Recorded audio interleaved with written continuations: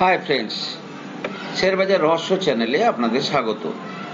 আশা করি আপনারা ভালো আছেন এবং সুস্থ আছেন। ফ্রেন্ডস, আজ আমি বাড়ির বাইরে আছি এবং একটু জনবহুল এরিয়ার মধ্যে আছি, তাই আজকে ভিডিওর মধ্যে যদি কোনো ব্যাকগ্রাউন্ড নয়েজ পান তাহলে একটু আমার সঙ্গে কোঅপারেট করবেন। ফ্রেন্ডস, নিফটি আজ 22,821-এ বন্ধ হয়েছে, অর্থাৎ প্রায় 201 পয়েন্টের ওপরে, এবং এক্সিট পোলের আগে দিন মার্কেট যে সমস্ত জায়গায় ক্লোজ হয়েছিল তার উপরে বন্ধ হয়েছে। অর্থাৎ ভোটের রেজাল্টের আসার পরে যে ক্র্যাশ হয়েছিল সেটার কথা বলছি না, এক্সিট পোলের আগের দিন যেখানে ছিল। কারণ এক্সিট পোলের দিন প্রথমে মার্কেট উপরে গেছিল, তারপরের দিন মার্কেট নিচে গেছিল। সুতরাং মার্কেট একটা খুব কমফোর্টেবল জায়গায় যাচ্ছে, যেখানটাতে মোটামুটি মার্কেটকে স্টেবল থাকবে বলে মনে হচ্ছে। যথারীতি আজকে ফরেন ফান্ড কিন্তু তারা প্রায় 6,867 কোটি টাকার মতো বিক্রি করেছে। অন্য জায়গায় ডোমেস্টিক ফান্ড আজকে প্রায় 3,718 কোটি টাকার মতো কিনেছে, এবং এফআইআই এত পরিমাণ সেল করার পরেও মার্কেট কিন্তু ওপরে বন্ধ হয়েছে। অর্থাৎ আজকে রিটেল যে সমস্ত ইনভেস্টর ছিল তারা কিন্তু খুব ভালো কেনাকাটা করেছে বলে মনে হচ্ছে। ফ্রেন্ডস, আজকে ভিক্স কিন্তু ক্র্যাশ করে গেছে। ভিক্স ক্র্যাশ করে যাওয়ার জন্য ভিক্স আজকে প্রায় 11%-এর কাছাকাছি ক্র্যাশ করেছে। ভিক্স মানে কি বলেছি আপনাদেরকে, যে ফিয়ার ইন্ডেক্স। অর্থাৎ ফিয়ার ইন্ডেক্স যে ক্র্যাশ করে গেছে, অর্থাৎ মার্কেট স্টেবিলিটির দিকে যাচ্ছে। সোর্স অনুযায়ী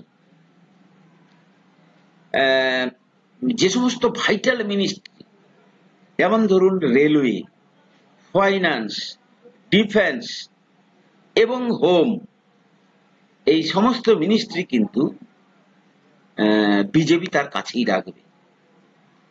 সুতরাং যদি এই মিনিস্ট্রিগুলো বিজেপি তার কাছে রাখতে পারে, সেক্ষেত্রে কি হবে, যে সমস্ত পলিসিগুলো এই মিনিস্ট্রি নিয়েছে তাহলে সেই সমস্ত পলিসিগুলো কিন্তু কন্টিনিউ হওয়ার সম্ভাবনা বেশি, এবং সেক্ষেত্রে এই সমস্ত শেয়ারে কিন্তু আবার নতুন করে কিন্তু একটা শুরু হবে, কি বলে, র্যালি শুরু হতে টাইম লাগতে পারে। ফ্রেন্ডস, নট লাইক দ্যাট যে তারা খুব সস্তা।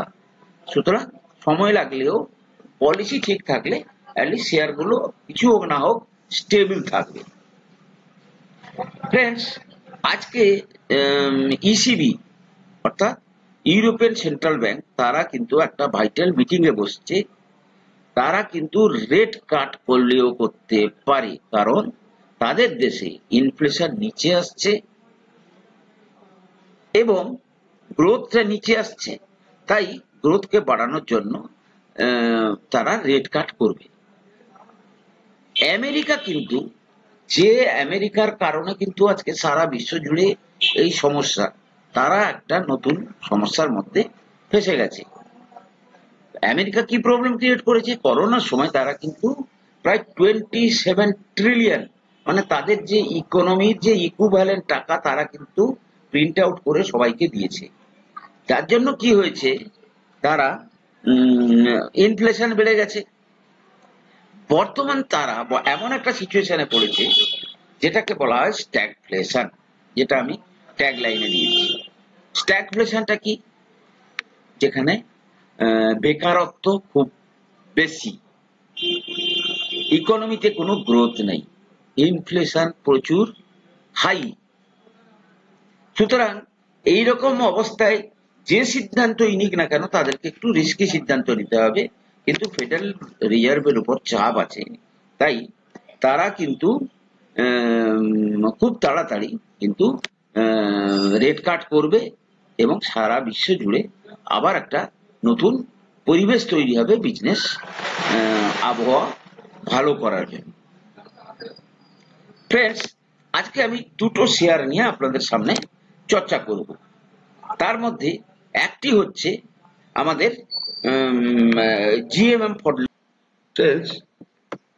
জিএমএম ফডলারি কিন্তু দেখা যাচ্ছে, আমি আপনাদের যদি চার্টে নিয়ে যাই, তাহলে জিএমএম ফডলারে একটা হ্যামার ক্যান্ডেল তৈরি হয়েছে মানে ডেলি চার্টে। এবং আমি আগে আপনাদের একটু চার্টে নিয়ে যাচ্ছি।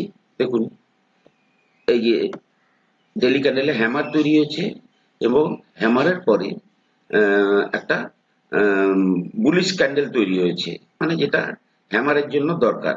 আজকে যদি এই শেয়ার 1258 এই লেভেলটা ক্রস করে, তাহলে এই শেয়ার কিন্তু একটা মানে 10-20% র্যালি দেওয়ার মতো জায়গায় আসে। এবং আমি যদি একটু এটার উইকলি ক্যান্ডেলে যাই, উইকলি ক্যান্ডেল কিংবা আমি যদি মান্থলি ক্যান্ডেলেও যাই, তাহলে দেখুন মান্থলি ক্যান্ডেলেও শেয়ারটা যে একটা জোনের মধ্যে ছিল, সেই জোনের মানে দীর্ঘদিন ধরে যে একটা জোনে কাজ করছে, সেটা লোয়ার জোনে আছে। এবং এখান থেকে মানে এও কিন্তু আপার জোনে যাওয়ার চেষ্টা করবে। এবং তার পেছনে মূল লজিকটা কি না, তার পেছনে মূল লজিকটা হচ্ছে যে ফান্ডামেন্টালে অনেকটা চেঞ্জ এসছে।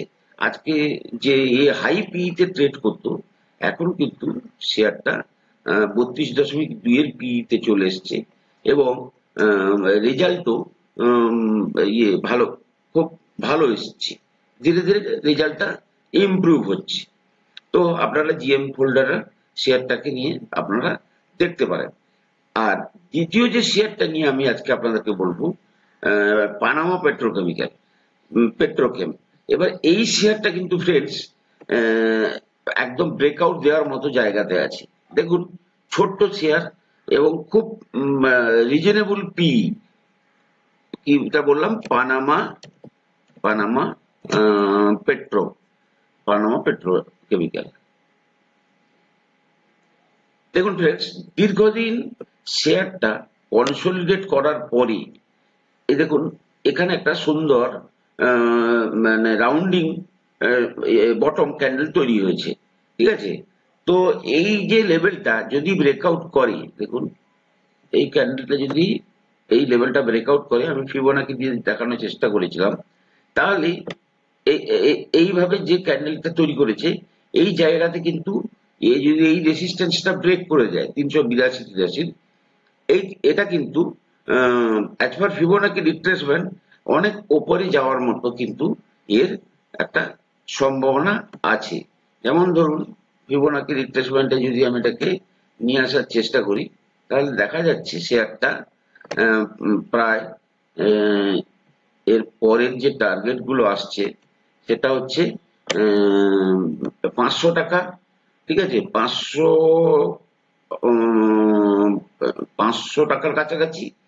পরবর্তী ক্ষেত্রে 645, 793, এই সমস্ত টার্গেট হতে পারে। এবং আমি যদি এর ফান্ডামেন্টালটা দেখি, মানে যে ফান্ডামেন্টালের মধ্যে যে পরিবর্তনটা এসছে, দেখুন পানামা পেট্রোকেমিক্যাল,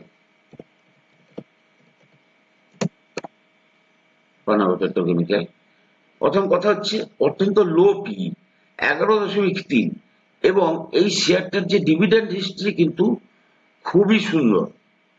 আপনি যদি দেখেন ডিভিডেন্ড হিস্ট্রি, এর ডিভিডেন্ড হিস্ট্রি খুব সুন্দর।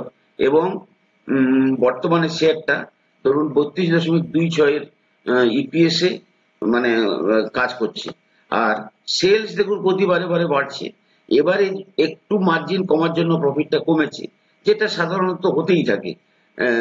মানে কি, এই যে মার্জিন কমাটা, এটা কিন্তু বেশি দিন থাকবে না। এর যে বিজনেস, যদি বিজনেসটা দেখেন, এর বিজনেসটা দেখুন, এরা কি করছে, এই যে liquid paraffin oil, petroleum jelly, ink oil, এই ধরনের অয়েল রিলেটেড বিজনেসে এরা কিন্তু কাজকর্ম করছে। তো ফ্রেন্ডস, ট্রান্সফরমার অয়েল, সমস্ত দিক দিয়ে কিন্তু যদি আপনি দেখেন, তাহলে এই শেয়ারটাও কিন্তু একটা বড় আপমুভের জন্য তৈরি হচ্ছে। ফ্রেন্ডস, আমি বাইরে আছি, তাই ছোট ভিডিও করলাম। আর আমি কোনো সেবি রেজিস্টার্ড অ্যানালিস্ট নই। কোনো শেয়ারে কেনা বা বিক্রির আগে আপনারা কিন্তু আপনাদের ফাইন্যান্সিয়াল অ্যাডভাইজারের পরামর্শ নেবেন। ভালো থাকুন, সুস্থ থাকুন, কথা হবে পরের এপিসোডে।